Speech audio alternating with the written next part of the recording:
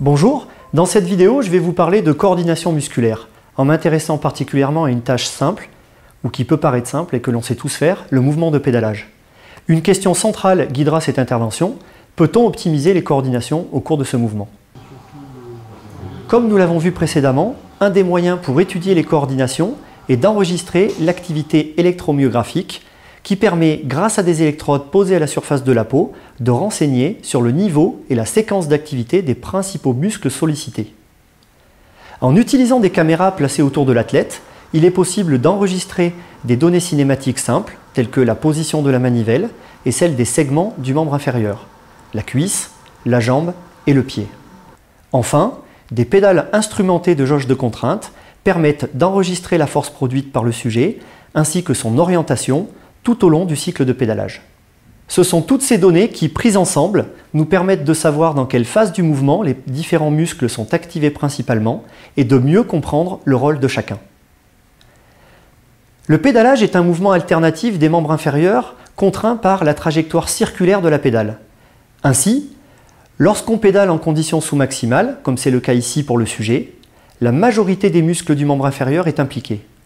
Pour autant, ce sont majoritairement les muscles extenseurs, tels que les quadriceps et le triceps surré, et dans une moindre mesure les fessiers, qui sont principalement recrutés et participent à produire la puissance dans la phase motrice principale, c'est-à-dire la phase de poussée sur la pédale. Lors de la phase de remontée de la pédale, l'activité reste beaucoup plus faible, voire négligeable. Ceci est lié au fait que la pédale remonte naturellement grâce à l'action simultanée de poussée de la jambe opposée. Pour autant, lors du passage de la pédale en bas lors de l'initiation de cette phase, on observe une activité des muscles fléchisseurs du genou, tels que le gastrocnémien et les ischio-jambiers, afin de produire une force sur la pédale orientée vers l'arrière. De la même manière, lors de la transition entre la phase de flexion et d'extension, lorsque la pédale passe en position haute, les muscles fléchisseurs de la hanche et du pied, le rectus femoris et le tibial antérieur, sont activés pour cette fois orienter la force vers l'avant. Beaucoup de facteurs influencent les coordinations musculaires. La hauteur de selle, l'utilisation de pédales automatiques qui solidarisent le pied avec la pédale, ou bien encore la position du haut du corps. Mais c'est la puissance produite par le sujet qui reste le facteur prépondérant. Ainsi, lorsqu'on pousse l'intensité de l'exercice jusqu'à une valeur d'intensité maximale, comme c'est le cas ici lors d'un sprint de quelques secondes, les coordinations musculaires sont largement modifiées. On observe en fait trois adaptations majeures. Premièrement, même si tous les groupes musculaires sont recrutés à des niveaux nettement plus élevés, on note une augmentation beaucoup plus marquée de l'activité des muscles fléchisseurs du genou et de la hanche, ce qui démontre que la phase de flexion devient cette fois une phase active très importante.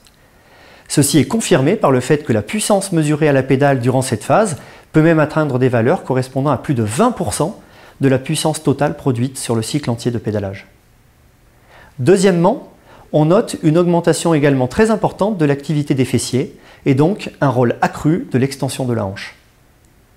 Enfin, l'ensemble des muscles sont impliqués sur des durées beaucoup plus longues que lors de l'exercice sous-maximal, avec parfois des augmentations de plus de 50% pour certains muscles.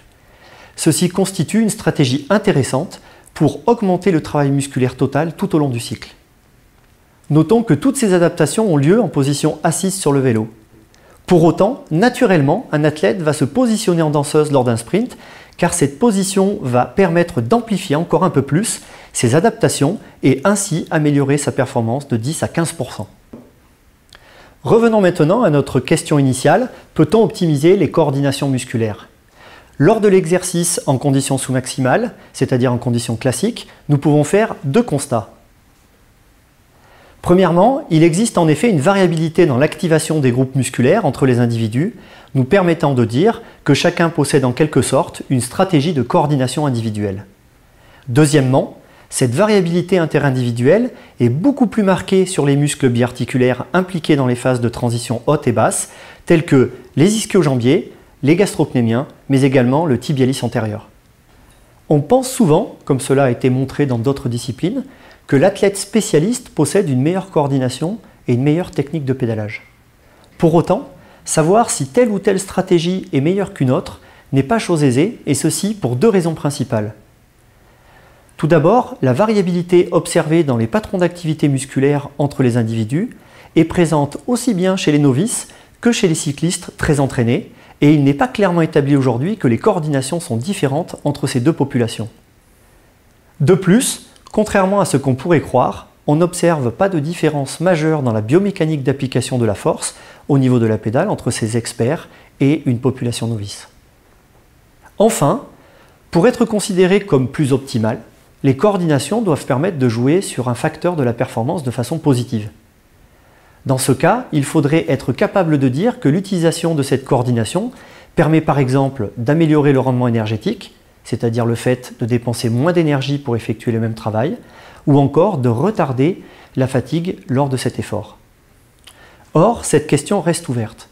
En effet, on sait qu'il est possible dans une certaine mesure de modifier volontairement ces coordinations. Ici, par exemple, on va demander au sujet de se concentrer sur la phase de remontée et l'action de tirer sur la pédale. Nous observons clairement que la force produite augmente dans cette phase et que le pic de force dans la phase de poussée, lui, diminue. À première vue, on peut considérer que cette stratégie est intéressante car elle permet d'améliorer l'efficacité mécanique du pédalage, c'est-à-dire que la force appliquée sur la pédale sera mieux orientée au cours du cycle.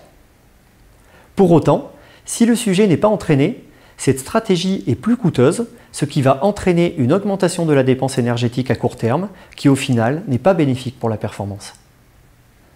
Doit-on pour autant conclure qu'il n'est pas intéressant de travailler la technique de pédalage? La réponse à cette question n'est pas si simple, car de nombreuses pistes restent encore à explorer.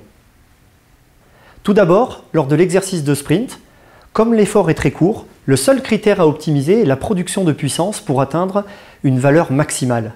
On sait aujourd'hui qu'en plus de leur qualité de force hors norme, la capacité technique des athlètes de haut niveau à orienter de façon efficace la force sur la pédale est un critère de performance significatif.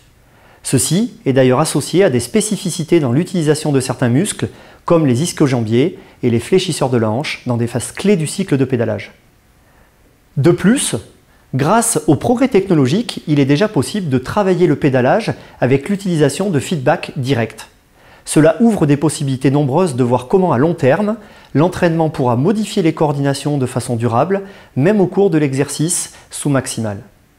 Il faudra cependant toujours garder à l'esprit l'objectif d'optimiser un des facteurs de la performance. Cela peut être, comme nous l'avons vu, l'amélioration du coût énergétique ou la réduction de la fatigue musculaire, mais il ne faut pas oublier des facteurs tels que le confort ou encore la minimisation des troubles musculo-squelettiques, surtout quand on pratique l'activité sur des durées très longues.